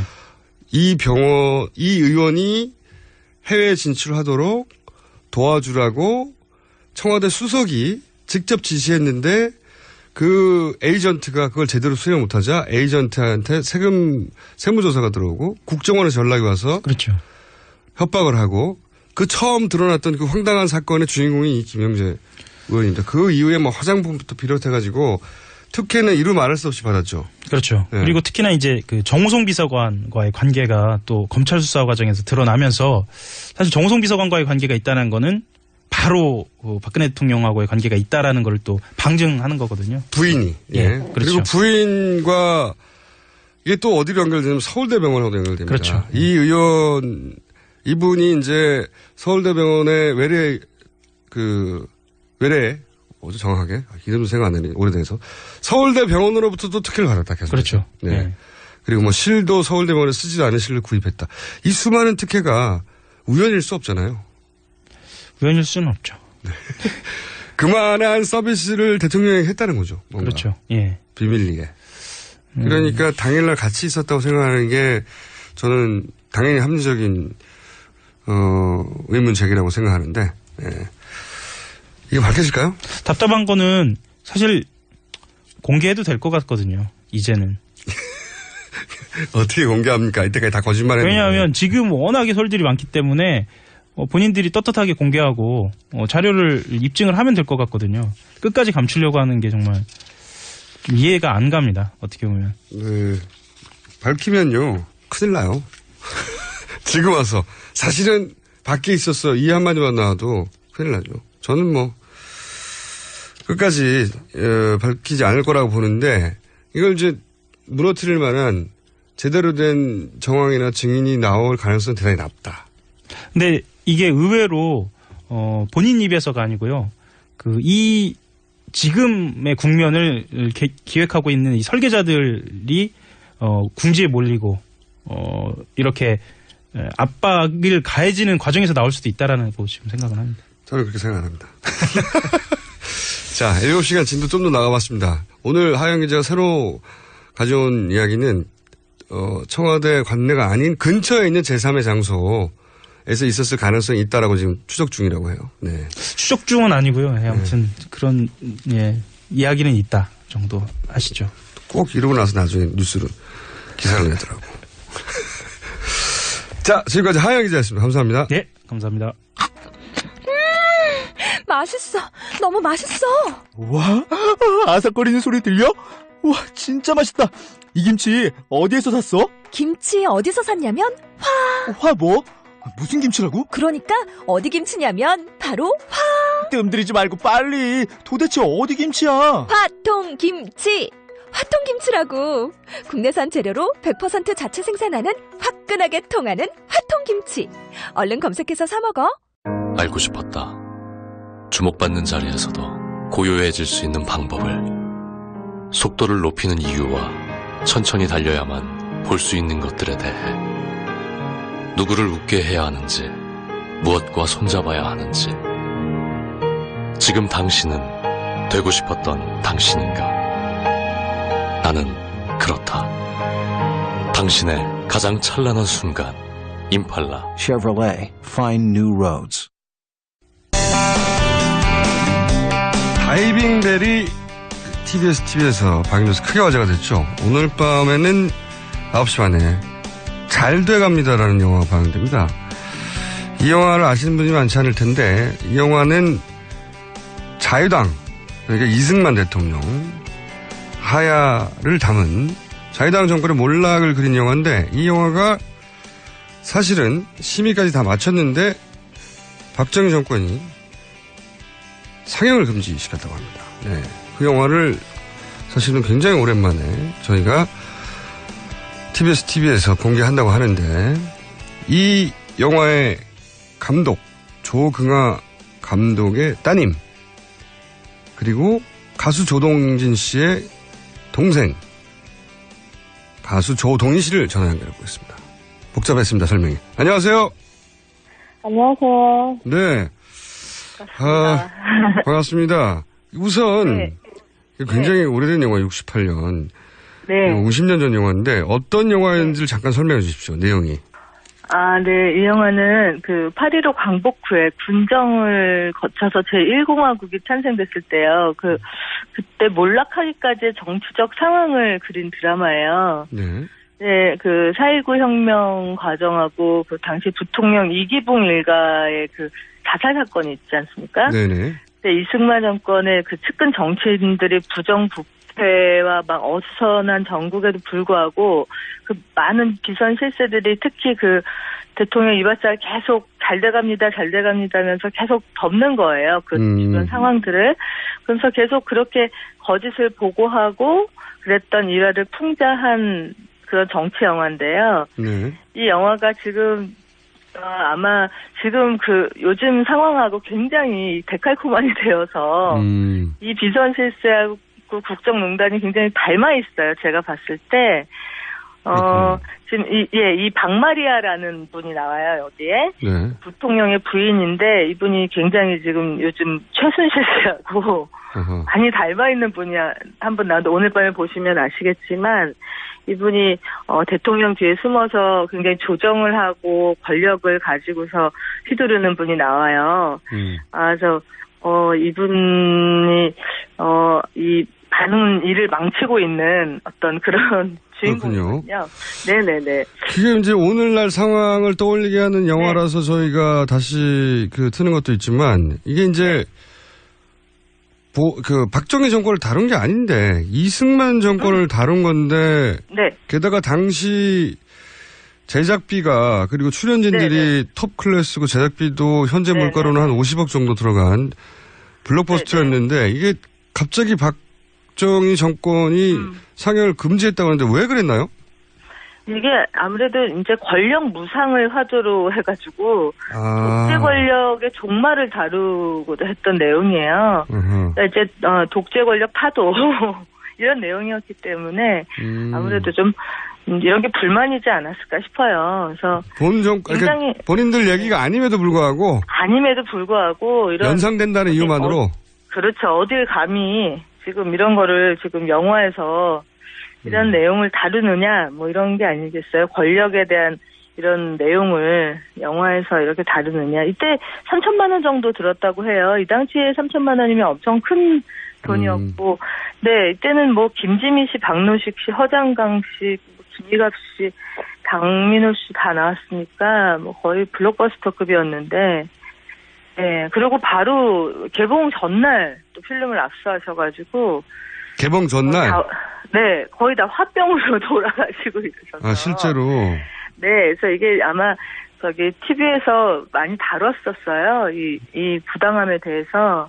그리고 많은 분들이 이 주변의 제작사나 저희 또 아버지도 그렇고 많이 돌아가셨죠. 이 영화 때문에. 그게 이제 돌아가셨다고 하셨는데, 그러면 상영 중단을, 상영 전날 통보를 받고 필름을 뺏기고 하고 나서 그러면 뭐 제작자들이나 뭐 감독이나 혹은 뭐 이거 상영하게 해달라고 뭐 탄원을 하거나 뭐 이런 분들은 어떤 일을 겪었습니까? 네, 이 제작자분께서 제작자 김상윤 선생님 아드님께서 제가 듣기로는 아드님께서 너무 이제 억울해. 이 제작자분은 빚을 많이 졌다고 해요. 그렇겠죠. 네. 빚을 많이 져서 뭐 이분은 이미 돌아가셨고 제작자분 아드님이 또 몇 번을 찾아갔다고 해요. 이거를 좀 상영을 하게 해달라고. 그랬는데 좀 구타를 많이 당하셨다고 해요. 어디서 구타를 당했답니까? 뭐 청와대도 찾아가고 그쪽에서 그때 중정이죠. 중정 당신은 중앙정보부. 네. 그렇죠. 중앙정보부 거기서 그래서 3일 동안 없어졌는데 나중에 보니까 정신병원에서 발견되고 이렇게 실어증도 걸렸고 정신분열, 과대망상 뭐 이런 증상이 좀 있었고 중정에 끌려가서 3일 동안 고초를 당한 이후에 나중에 정신병원에서 발견됐다고요? 네. 200번 정도 찾아갔다고 하더라고요. 청와대를 찾아가고 억울함을 이제 호소를 하느라고 찾아가고 탄원을 계속했는데 그래서 좀 안타까운 사연이. 아버님은 그럼 어떤 일을 겪었습니까? 직접 감독하신 분은? 저는 그때 어려서 잘 모르겠는데 전화를 받고 어쨌든 제가 어렸을 때였는데 필름 압수 당하고 뭐 계속 트라이를 하셨겠죠. 계속 이제 개봉을 하게 해달라 이러면서 그런 과정이 계속 굉장히 지난한 과정이 있었어요. 근데 제가 어렸을 때였는데 전화를 한 통 새벽에 받으시고 심장마비로 돌아가셨어요. 예? 바로 돌아가셔서. 아버님이요? 네. 전화 한 통을 어딘가에서 받았는데 그 전화를 받고 나서 심장마비로 돌아가셨다고요? 네. 그래서 아침에 일어나 보니까 기자들이 와서 사진 찍고 그러고 있었던 게 기억나요. 전화 내용은 그러면 돌아가셨으니까 알 수가 없네요. 네. 근데 뭐 전화 필름 압수 뭐 그런 쪽 내용이었는데 돌아가셨어요. 가족 중에는 그 어떤 전화 내용이었는지 아시는 분은 아무도 없고요.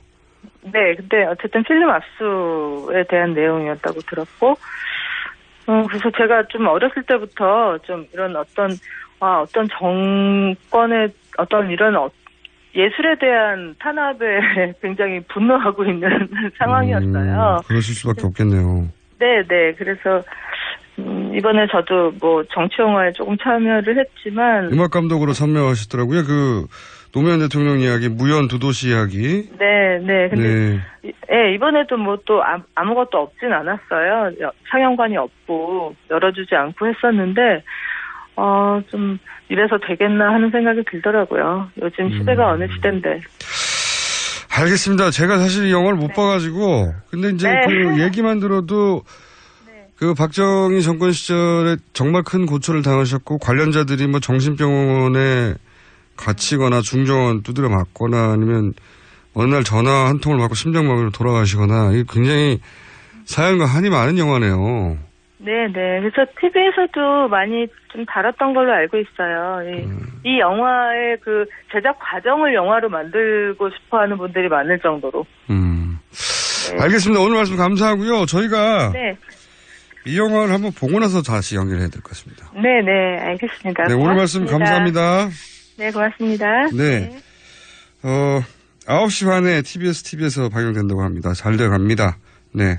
지금까지 이 잘 돼갑니다 영화를 만드신 조궁아 감독님의 딸 가수 조동희 씨였습니다.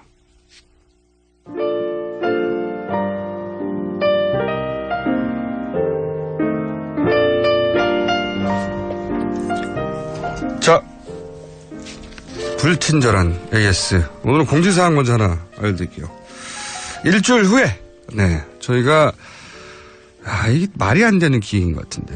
7시에 공개방송, 오후 7시 공개방송 제가 들어본 적 있지만, 아침 7시 공개방송은 제가 처음 들어보는데, 아침 7시 공개방송을 한다고 합니다. 공개홀이 있는데, 거기에 최대로 꽉 차도록 인원을 넣어본 적이 없어서 몇 명 들어간지 모른대요.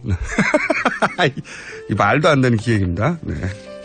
그런데 이제 지방에서 올라오시는 분들이, 선착순으로 왔는데, 지방에서까지 올라오셨는데, 못 들어가면 안 되니까, 지방은 따로 쿼터를 정했다고 합니다. 50분, 네. 지방에서 오시고 싶은 분들은, 12월 27일, 참석하고 싶다고, 샵 0951, 50원 유료 문자입니다. 네. 여기로 본인, 참석 의사를 문자로 남겨주시면 저희가 연락드리겠습니다. 지방 50분. 나머지 분들은 그냥 알아서 오셔야 돼요. 나머지 분들은 알아서 오시면 6시 50분에 입장이 완료됩니다. 네, 그 전에 오셔야 된다는 거죠. 혹시 못 들어가시는 분들은 로비에서 모니터로 봐야 됩니다. 네. 편한 목적으로 오시고요. 왜냐하면 의자 없이 이렇게 뭐라고 하죠? 깔창? 깔개? 예, 왜 그런 거 있지 않습니까? 그런 거 나눠주고, 네. 선물도 준다고 하는데 뭐 대단한 게 나오겠습니까, 선물에. 뭔가 크게 준비하고 있어요, 네. 그러니까 아침 9시, 6시 50분까지 오셔야 되고, 끝나면 9시가 되는 거죠. 네. 출근을 10시까지 하시거나 반차를 내야 하는 거죠. 네. 지방은 대신 50분 선착순으로 쿼터가 있으니, 샵 0951 50원 유료 문자로 참석 의사를 밝혀주시면 저희가 연락을 제작진이 드린다고 합니다. 일주일 후입니다. 네, 여기까지고요. 나머지 AS는 뭐 많이 있는데 넘어가죠, 오늘은. 네.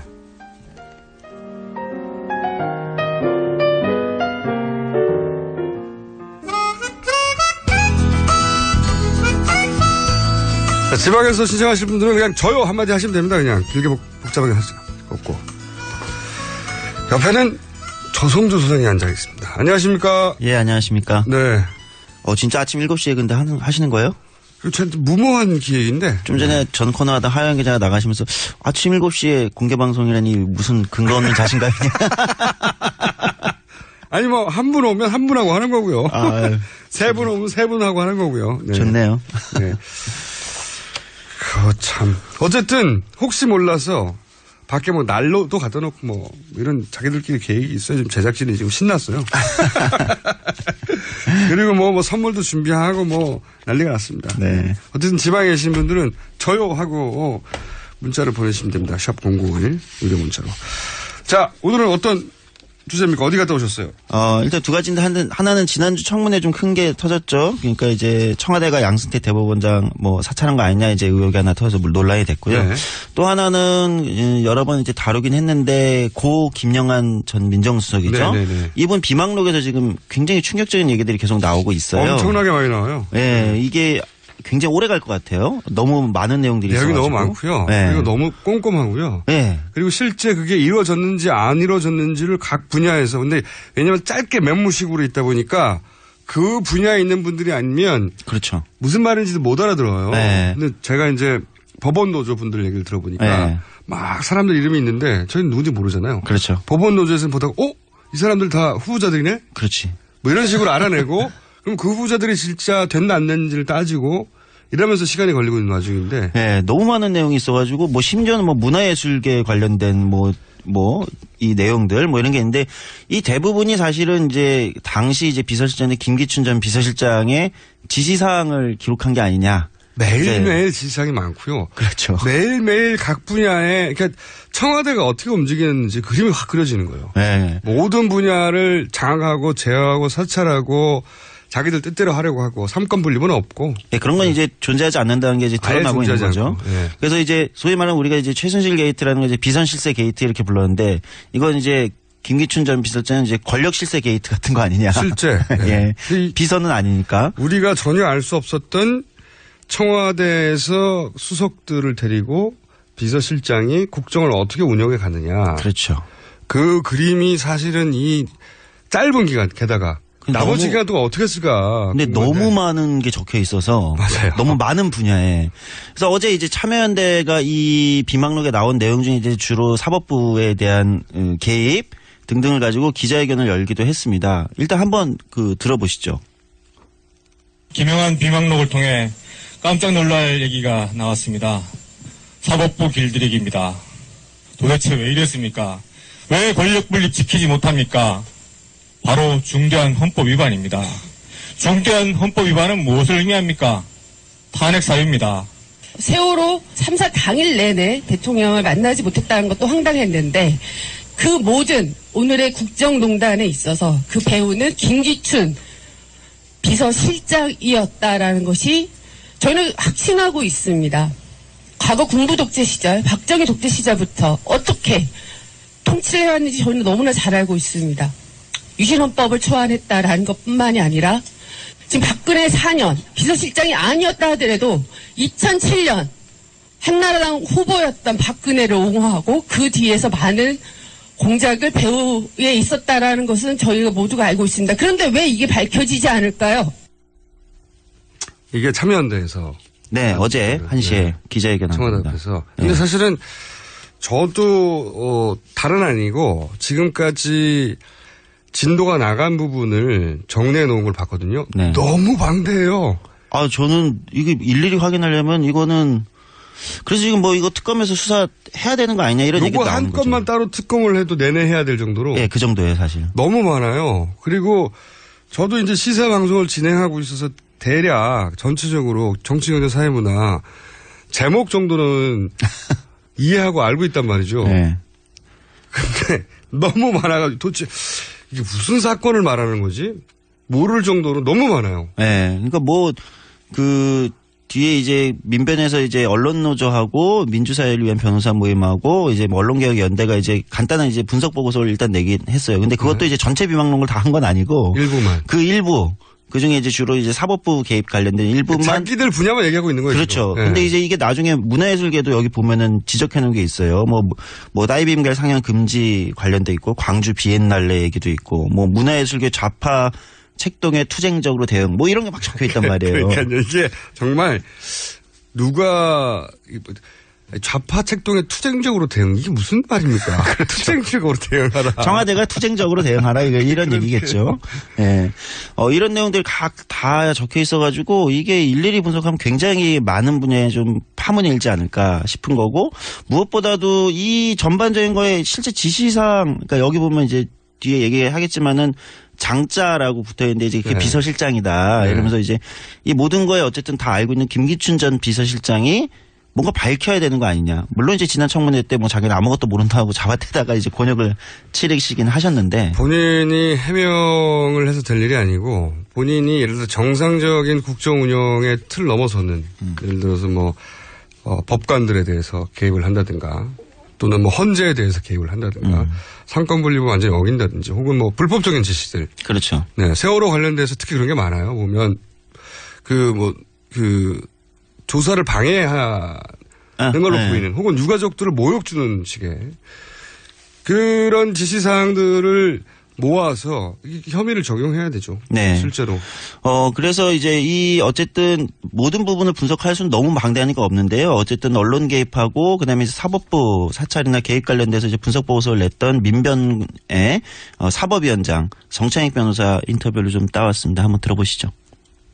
주된 내용은 청와대 측에서 대법원장에 대한 사찰을 지시했다는 의혹이 드러나는 점하고 또 헌법재판소에서 정당 해산 심판 진행한 것에 관해서 절차 진행이라든지 그 결론에 대해서 서로 간에 조율이 있었다는 의혹 그리고 변호사 단체의 선거 과정에 개입했다는 점 민변 변호사들의 성향을 파악해서 그에 대해서 징계나 이런 조치를 취하도록 했다는 점 이런 게 그 비방록이 있어서 거기에 대해서 저희가 논평을 발표했습니다. 사법 독립에 대한 그 침해가 문제가 될 것 같고요. 그 의혹에 대해서는 뭐 특검이나 검찰 수사에 의해서 밝혀지겠습니다만 그 비방록 자체만 보면은 지시를 한 주체의 이제 장이라는 그런 표시가 되어 있는 걸로 봐서는 그 지시의 주체는 그 비서실장으로 일단 외견상 보이기 때문에 그 부분에 대해서는 좀 조사가 필요한 것 같습니다. 자, 이게 이제 아무래도 법을 다루는 분하고 이제 직접 방송을 하시는 분, 네. 이런 분들이 처음에 가장 민감하게 반응을 했고, 그렇죠. 예를 들어서 예술 분야는 특별한 노조가 있지도 않다 보니까 이게 조직적으로 반응을 못 하고 있는데 이 분야는 정말 광범위해요. 네, 너무 많은 분야가 있어요. 근데 지금 이제 언론과 변호사 단체들, 심지어 뭐 변호사 단체들의 뭐 선거, 자체적인 대표분의 선거의 성향, 대표 성향 분석 뭐 이런 것도 구체적으로 지시되어 있고, 뭐 보수 쪽 변호사 단체를 뭐 어떻게, 뭐 이런 내용도 적혀져 있고. 변호사 단체. 공기관이 아니에요. 네, 공공기관이 아니에요. 공기관이 아니라 변호사 단체가 자체적으로 회장을 뽑는데도 개입하려고 했던. 네. 정황들이 이제 있는 거죠. 이해가 안 가는 거죠. 재판도 개입하려고 하고, 뭐 판사도 개입하려고 하고, 검찰도 개입하려고 하고, 개입하지 않으려고 했던 분야가 어디냐? 이걸 찾는 게 더 빨라요. 예. 그래서 이제 민변 같은 변호사 단체들에서는 이제 자체적으로 어차피 이제 최순실 박근혜 게이트 때문에 전체 특위를 꾸리기도 했는데 이 차원에서 문제 제기를 특위를 꾸려서 이에 대한 수사 그리고 무엇보다도 특검에서 이 부분이 수사되었네. 이게 국정농단과 연관이 되어 있는 부분이다라고 그렇죠. 이야기하고 있는 거죠. 예. 특검에서 이 방대한 양을 다 분석을 가능할지. 왜냐하면 그 말만 지시사항만 가지고는 문제 삼기 힘든 게 그렇죠. 이 지시사항이 실행이 됐냐 안 됐냐를 또 따져야 되잖아요. 그렇죠. 그 과정에 또 일일이 이제 분석 확인을 해야 되기 때문에 아까 말이 맞을 수도 있어요. 이거 자체만으로도 특검이 별도로 필요할 수도 있다. 그러게 말입니다. 근데 네. 지금 특검 할 일이 한두 가지가 아닌데 너무나 광범위한 분야에서 일들을 저질렀잖아요. 그렇죠. 근데 이 부분은 김기춘 비서실장은 모든 걸 부인하는데 사실은 빠져나가기 힘든 당시에 본인 휘하에 있던 수석이 당시의 업무 일지를 그 비서실장의 말을 받아 적은 내용이 그대로 있고 그 내용이 실제로 실행된 게 너무 많기 때문에 그거는 사실 입증할 수 있는 부분 제법 있지 않을까. 굉장히 그렇다고 보입니다. 이때까지는 평생 빠져나가셨거든요. 김기춘 비서실장이 평생. 이번에 어렵지 않을까 생각이 됩니다. 하여튼 파문이 커지고 있고 이에 대한 문제 제기도 아마 각 분야에서 지속적으로 이루어지지 않을까 싶습니다. 그래서 어떤 요구들 시민단체들 하고 있는지 간단히 한번 들어보시죠. 단언컨대 김기춘이라는 사람이 단죄받지 않는다면 다시 또 무마되고 처벌받지 않는다면 결단코 한국의 헌정질서 회복이라는 것은 민주주의 회복이라는 것은 불가능하다고 생각합니다. 그런 면에서 지금 박근혜 최순실 게이트에 있어서 배우를 찾는 것 못지않게 어마무시한 이 헌정 질서 유린에 대해서 김기춘 그 당사자를 끌어내는 것이야말로 저희가 갖고 있는 큰 책임이라 생각을 합니다. 국정농단, 공범, 공작정치, 주범, 김기춘을 수사하라. 자, 시민단체 주장 함성이 약간 소박했습니다. 몇 분 안 모여서 주장했나봐요. 기자회견이에요, 기자회견. 네. 여하간 김기춘 전 비서실장에 대한 그 법적 그 책임을 묻는 반드시 필요하다는 얘기는 다방면에서 나오고 있어요. 근데 그거를 이 다이어리가 공개 일지가 크게 백업하고 있다. 네. 아이러니죠. 그분 돌아가셨는데. 네, 아이러니죠. 네. 김기춘 전 비서실장 청와대 쪽에서 압박 때문에 돌아가셨다고 그 유가족들이 얘기했는데 아이러니입니다. 자, 오늘 여기까지 하겠습니다. 네, 감사합니다. 네, 지금까지 김성수 소장이었습니다. 그리고 저희 공지사항에 대해 질문 되게 많네요. 네, 지방의 기준은 서울 경기 지역 제외. 그러니까 차로 1시간 이내에 오신 분들은 지방 아닙니다. 주소가 어딘지 간에. 그리고 장소는 TBS 상암동입니다. 지금까지 김원준이었습니다. 내일 뵙겠습니다. 안녕.